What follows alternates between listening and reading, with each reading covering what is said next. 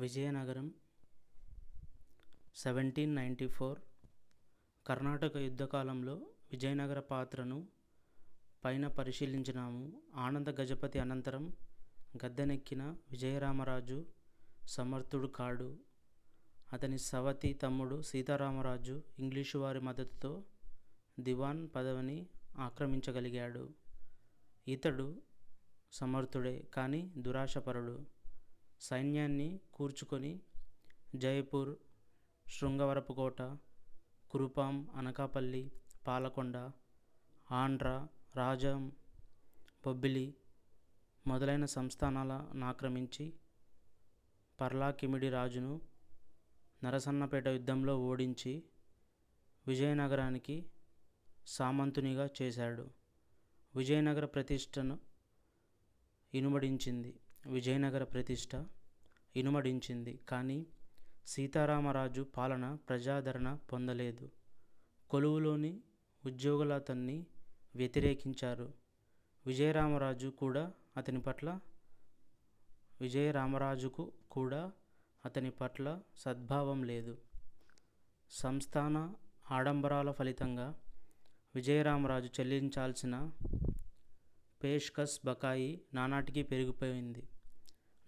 పెరిగిపోయింది. పేష్కస్ బకాయి. అందుచే సీతారామరాజును దివాన్ పదవి నుండి తొలగించి విజయరామరాజు తన సిబ్బందిని తగ్గించుకొని పేష్కస్ పెంచవలసిందిగా 1782లో కంపెనీ ఆదేశించింది. ఈ ఆదేశాలను విజయరామరాజు నిరాకరించడంతో 1793లో కంపెనీ సైన్యాలు విజయనగరాన్ని ఆక్రమించినాయి. 1200 రూపాయల భరణం మీద విజయరామరాజును మచిలీపట్నానికి పంపడానికి నిశ్చయించింది. అవమానం భరించలేని విజయరామరాజు సైన్యాన్ని కూర్చుకొని విజయనగరం, భీమిలి పట్టణాల మధ్య పద్మనాభం దగ్గర కంపెనీతో యుద్ధానికి సిద్ధమైనాడు. స్థానిక జమీందారులు పెక్కుమంది అతని పక్షం వహించారు. 1794 జూలై 10న జరిగిన యుద్ధంలో విజయరామరాజు ఓడి మరణించాడు.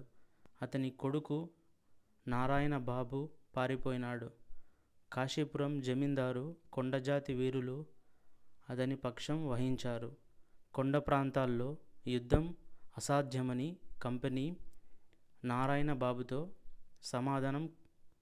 సమాధానం కుదుర్చుకొన్నది.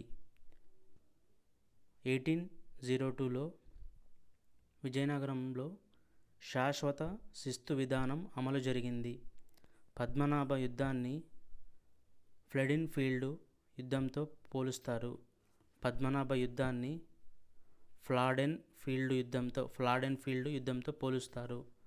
ఫ్లాడెన్ ఫీల్డ్ యుద్ధంలో స్కాట్లాండ్ పూర్తిగా పరాజయం చెంది ఇంగ్లాండ్లో చేరిపోయింది.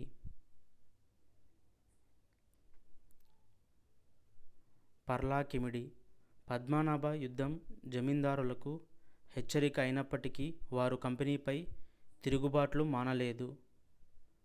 ఉత్కళాధీశులైన గజపతుల వారసులమని చెప్పుకొనే పర్లకామిడి జమీందారులు 1765 నుండి కంపెనీకి సమస్యగా పరిణమించారు. వారి సైన్యంలోని బిస్సోయిలనే జవానులు వారికి అండగా ఉండేవారు.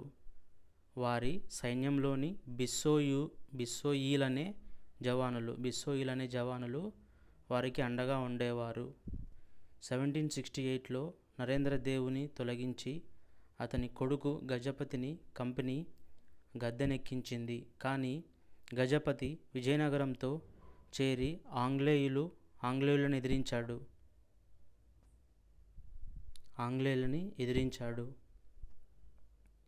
అతని మరణానంతరం 1802 రాణి కుట్ర వల్ల సంస్థానం అల్లకల్లోలమైంది. కొంతకాలం సైనిక శాసనం అమలు జరిగింది. చివరకు 1832లో ఆంగ్ల సైన్యాలు తిరుగుబాటుదారులను పట్టుకొని గుమ్మ, రాయగడ్డ, జరంగి కోటలను ఆక్రమించింది. పర్లకామిడిలో శాంతి నెలకొన్నది. గంసూర్ గంజాం జిల్లాలోని గంసూర్ చాలా ప్రాచీన సంస్థానం. గంసూర్ రాజులు ఫ్రెంచ్ వారిని సైతం ధిక్కరించగా బుస్సీ వీరిపై దండెత్తవలసి వచ్చింది. కుప్పం చెల్లించడానికి నిరాకరించిన విక్రమభంజ్ని ఆంగ్లేయులు 1778 తొలగించి అతని తమ్ముడు లక్ష్మణభంజ్ని గద్దెనెక్కించారు. అతని కొడుకు శ్రీకరభంజ్ విజయనగర ప్రతాపగిరి జమీందార్లతో చేరి 1800 సంవత్సరంలో కంపెనీపై ధ్వజమెత్తాడు. అతని కొడుకు ధనంజయ భంజ్ మరణాంతరం 1835 వారి వారసులు జోండులను గూడగట్టుకొని కంపెనీతో పోరాటం సాగించారు. వీరిపై కంపెనీ 2 దాడులు నిర్వహించవలసి వచ్చింది. చివరకు తిరుగుబాటుదారులను పట్టుకొని నెల్లూరు జైలుకు పంపింది. జమీందారీ కంపెనీ వశమైంది. మద్రాస్ గవర్నర్ అయిన మన్రో 1820 సర్కారులలో పర్యటిస్తూ 1822 తిరుగుబాటు కారణంగా కంపెనీ ఆక్రమించిన సంస్థానాలను తిరిగి పునరుద్ధరించరాదు అని ప్రకటించాడు. అయినా 1830-1834 మధ్యకాలంలో కాశీపురం, అనకాపల్లి, గోల్కొండ, పాలకొండ సంస్థానాధీశులు తిరుగుబాట్లు చేశారు. తిరుగుబాటుల నడిచి ఆ జమీందారులను సర్కారు జిల్లాలలో విలీనం చేశారు. గోల్కొండ ఆక్రమణకు నిరసనగా ఆ ప్రాంతంలో ఆదివాసీలు 1845 ప్రాంతంలో విజృంభించి పట్టణాలు, పల్లెలు దోచుకున్నారు. 1848 నాటికి ఆ పితూరి చల్లారింది.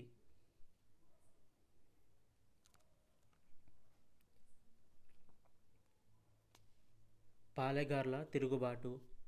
దత్తమండలాలు ఆంగ్లేయుల పరమైనప్పుడు 1802 ఆ జిల్లాలలో 80 మందికి పైగా పాలెగార్లున్నారు. విజయనగర రాజుల కాలంలో వీరు సరిహద్దు రక్షణోద్యోగులు.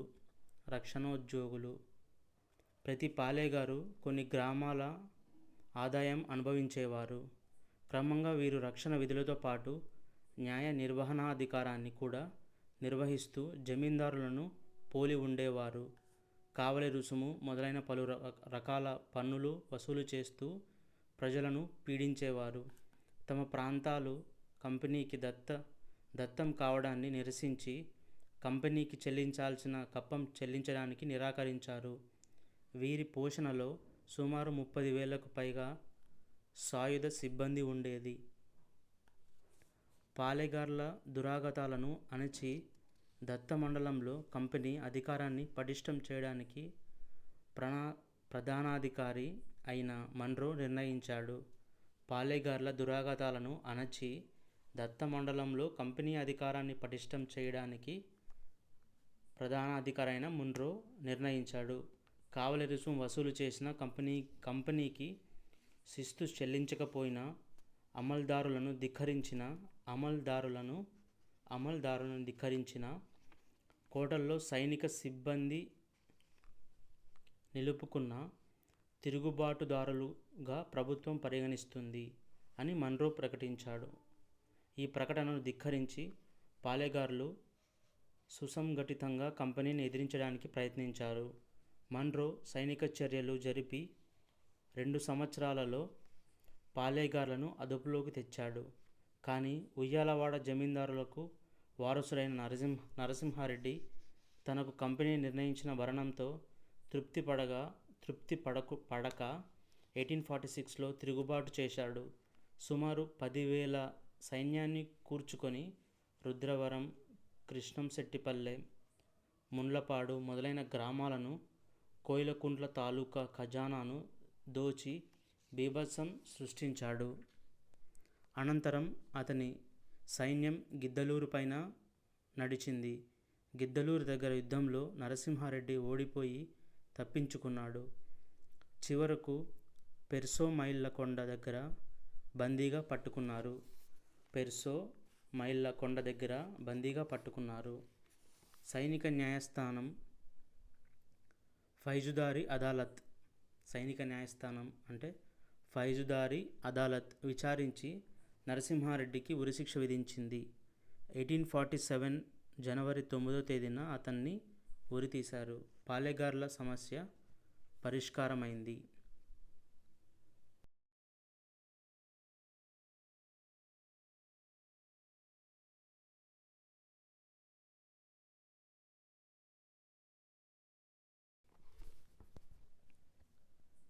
రైతువారీ విధానం. కంపెనీ పాలనలో నష్టానికి గురైన వారు ముఖ్యంగా రైతులు, చేతి పనుల వారు. 19వ శతాబ్దం మధ్యకాలం వరకు స్థిరమైన భూమి శిస్తు విధానం అమలు జరగలేదు. జమీందారీ రైతువారీ విధానాల్లో ప్రయోగాలు జరుపుతూ రైతులను ఇబ్బందులకు గురి చేశారు. జమీందారీ భూములలో శాశ్వత శిస్తు విధానం అమలు జరగడం వల్ల జమీందారు ప్రభుత్వానికి చెల్లించే మొత్తం మాత్రం నిర్ణయమై రైతు చెల్లించే శిస్తు ప్రమాణం నిర్ణయించకపోవడంతో జమీందారు నిరంకుశత్వానికి రైతు గురి అయినాడు. జమీందారు నిరంకుశత్వానికి రైతు గురైనాడు. కొన్ని ప్రాంతాలలో 3/2 వంతులు, 5/4 వంతులు నెల్లూరు, బొబ్బిలిలో వసూలు చేశారు. శిస్తుగాక పెక్కు సందర్భాలలో రైతులు జమీందారుకు నజరానాలు చెల్లించవలసి ఉండేది. జమీందారీలలో రైతుల ఇక్కట్ల పట్ల కలెక్టర్ మన్రో సానుభూతి వహించాడు. తమిళనాడులో బారామహల్ దత్తమండలాల కలెక్టర్గా మన్రో దేశ పరిస్థితులను గ్రహించడమే గాక పాలనా విషయాల్లో అనుభవం గడించాడు. దుబాసీల సహాయం లేకుండా దత్త మండలాల గ్రామాల్లో పర్యటించి రైతుల బాగోగులు స్వయంగా తెలుసుకున్నాడు. జమీందారీ విధానం రద్దు చేసి రైతువారీ విధానం అమలు చేయాలనే అతని నిర్ణయాన్ని కంపెనీ ఉద్యోగులు అంగీకరించారు. ఈ విధానంలో భూమిపై రైతుకు హక్కు సంక్రమిస్తుంది. అతడు ప్రభుత్వానికి చెల్లించవలసిన శిస్తును ప్రభుత్వ ఉద్యోగులకు నేరుగా చెల్లించే అవకాశం ఏర్పడుతుంది.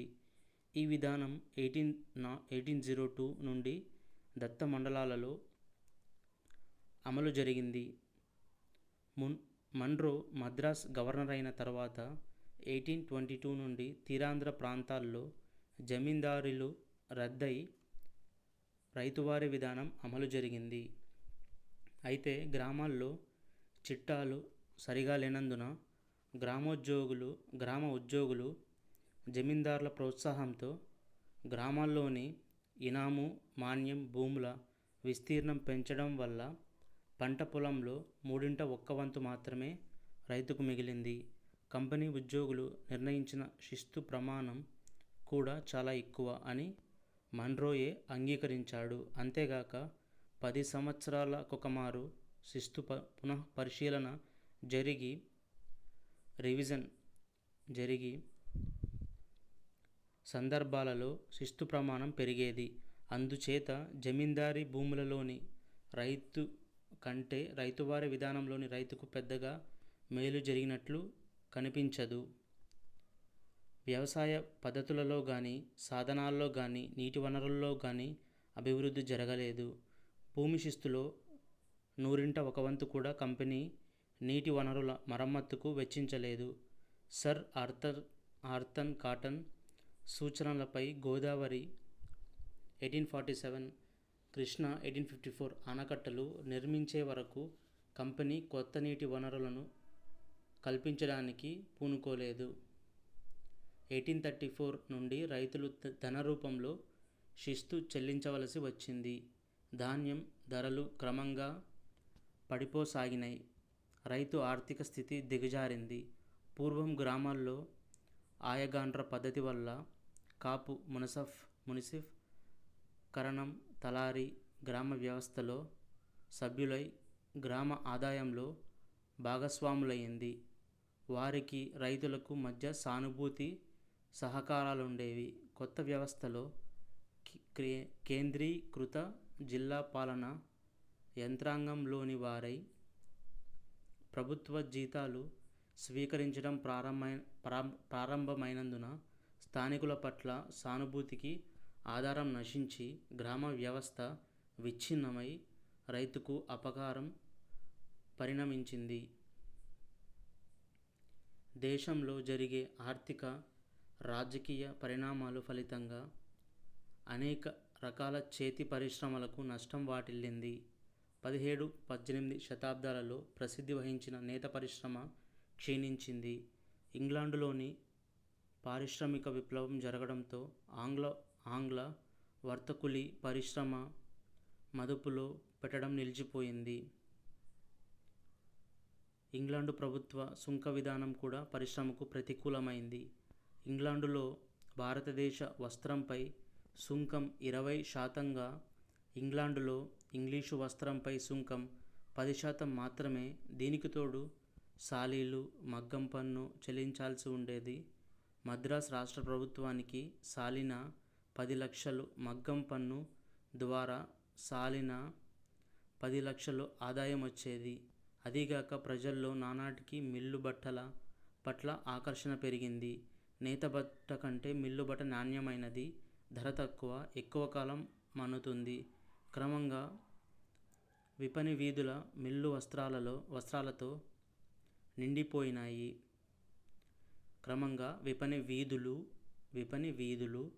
మిల్లు వస్త్రాలతో నిండిపోయినాయి. స్థానిక వస్త్ర పరిశ్రమ నీరసించింది.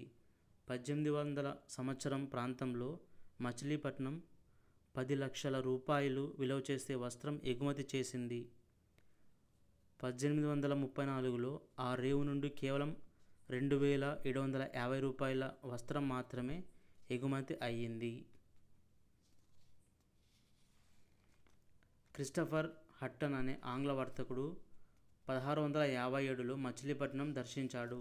ఆ రేవు నుండి స్థానిక వర్తకులకు చెందిన 20 నౌకలు అరకాన్ పెగు, పర్షియా, మలకా, మాలదీవులకు వివిధ సామగ్రితో ప్రతినిత్యం బయలుదేరుతుంటాయి. జావా సింహశాల నుండి 15 ఏనుగుల వరకు దిగుమతి చేయగల నౌకలీ రేవులో నిర్మిస్తున్నారు అని వ్రాశాడు. ముఖ్యంగా మచిలీపట్నం, నర్సీపట్నం రేవులో నౌకా నిర్మాణం ముమ్మరంగా సాగింది. ఆంగ్ల వర్తకులు కూడా ఈ రేవుల్లో నౌకలు నిర్మించుకునేవారు. దీన్ని అరికట్టడానికై ఇంగ్లాండ్ రాజైన 2వ చార్లెస్ ఇంగ్లీషు వర్తకులు ఇండియా రేవుల్లో నౌకలు తయారు చేయించుకోరాదని, మరమ్మతు చేయించుకోరాదని శాసనం చేసినాడు. వాణిజ్యం ఆంగ్లేయుల హస్తగతమై వారి సొంత నౌకల్లోనే వాణిజ్యం జరగడంతో నౌకా పరిశ్రమ క్షీణించింది. హట్టన్కు ఇంచుమించు సమకాలీకుడైన మరొక ఆంగ్ల వర్తకుడు భిన్న దేశాల నుండి బంగారు నదులు భారతదేశానికి ప్రవహిస్తున్నాయి అని అసూయ పడినాడు. 19వ శతాబ్దం మధ్యకు పరిస్థితి పూర్తిగా తారుమారైంది. వస్త్ర నౌక నిర్మాణ పరిశ్రమలు నశించడంతో వానికి అనుబంధములైన రంగుల తయారీ, వడ్రంగం, లోహ పరిశ్రమలు వెనుకాడినాయి. స్థానిక సైన్యాల స్థానాన్ని కంపెనీ సైన్యాలు ఆక్రమించడంతో ఆయుధ కవచ నిర్మాణ పరిశ్రమలు నశించినాయి. రాజమహేంద్రవరం, మచిలీపట్నం, పాలకొల్లు, నెల్లూరులలో కొలుములు మూతపడినాయి. సంస్థానాలు, జమీందారులు రద్దు కావడంతో గృహాలంకరణకై జమీందారులు పోషిస్తున్న హస్తకళలకు ఆదరణ లేక అంతరించినాయి. పరిశ్రమలు, వాణిజ్యం క్షీణించడంతో నిరుద్యోగం ప్రబలింది. గవర్నర్ జనరల్ కార్న్వాలిస్ 1786-93 కాలం నుండి ఆంగ్లీకరణ విధానం అమలు జరిగింది. భారతీయుల శక్తి సామర్థ్యాలతో ఆంగ్లేయులకు నమ్మకం లేదు. విజితులైన భారతీయులు విజేతలైన ఆంగ్లేయుల పట్ల విశ్వాసం వహించరనే భయం కూడా ఉంది. అందుచేత ప్రభుత్వ ఉద్యోగాలను ఆంగ్లేయుల పరం చేయడమే ఈ విధానం. దీనితో విద్యావంతులలో కూడా నిరుద్యోగం ప్రబలింది. వ్యవసాయంపై ఒత్తిడి నానాటికి హెచ్చింది. నీటి వనరులు నీటి వనరులు పెంచడంలో, కనీసం మరమ్మతులు చేయడంలో ప్రభుత్వం శ్రద్ధ వహించనందున వ్యవసాయ విస్తరణకు, అభివృద్ధికి అవకాశాలు లేవు. దీనికి తోడు అతివృష్టి, అనావృష్టి వంటి ఈతి బాధలు తరచూ సంభవించి పంటలు నష్టమై భిన్న ప్రాంతాల్లో క్షామం తాండవించింది. సర్కారు దత్తమండలం జిల్లాల్లో 1805 to 1807ల మధ్య కాలంలో పంటలు నష్టమైనాయి. 1811లో నెల్లూరు జిల్లాలో కరువు ఏర్పడింది. 1811లో నెల్లూరు జిల్లాలో కరువు ఏర్పడింది. 1823 to 24 సంవత్సరంలో కడప, కర్నూలు, విశాఖపట్నం, గుంటూరు, నెల్లూరు జిల్లాల్లో కరువు పరిస్థితులేర్పడి ప్రజలు బాధలకు గురైనారు. 1833లో గుంటూరు కరువు దారుణ బీభత్సాన్ని సృష్టించింది. దీన్నే పెద్దలు బహుశా డొక్కల కరువు అనేవారు. కెప్టెన్ వాల్టర్ కాంప్బెల్ నాటి బీభత్సాన్ని కండ్లకు కట్టినట్లు వర్ణించాడు. పస్తులతో నీరసించిపోతున్న ప్రజలు చేతికి జిక్కిన ఆకులలములు, జంతువుల కళేబరాలను పీక్కు తినేవారని అతడు వ్రాసాడు. జిల్లాలో కరువు వల్ల 2/3 జనాభా నశించింది. ఇతర జిల్లాల పరిస్థితులు మెరుగుగా లేవు. 1830 సంవత్సరంలో సుమారు 7 లక్షలున్న గోదావరి జిల్లా జనాభా 1840 నాటికి 5,35,000కు పడిపోయినట్లు సర్ హెన్రీ మాంట్ గోమరీ వ్రాసాడు. దేశంలో దారిద్ర్యం తాండవించడం చేత అన్ని వర్గాలలో యాచక వృత్తి ప్రబలింది. యాచక వృత్తి నవలంబించిన బ్రాహ్మణులలో ఉపనయనము నాటి మాట ఉన్నది అనే నానుడి వ్యాపించింది. ఉపనయనము నాటి మాట 1830 సంవత్సరంలో సుమారు 7 లక్షలున్న గోదావరి జిల్లా జనాభా 1840 నాటికి 5,35,000కు పడిపోయినట్లు సర్ హెన్రీ మాంట్ గోమరీ వ్రాసాడు. దేశంలో దారిద్ర్యం తాండవించడం చేత అన్ని వర్గాలలో యాచక వృత్తి ప్రబలింది. యాచక వృత్తి నవలంబించిన బ్రాహ్మణులలో ఉపనయనము నాటి మాట భవతి భిక్షాందేహి ఉన్నది అనే నానుడి వ్యాపించింది, వాడుకలోనికి వచ్చింది. యాచక బ్రాహ్మణులు ఏ విధంగా అపహాస్యానికి గురి అయింది చంద్రశేఖర శతకం నుండి తెలుస్తుంది.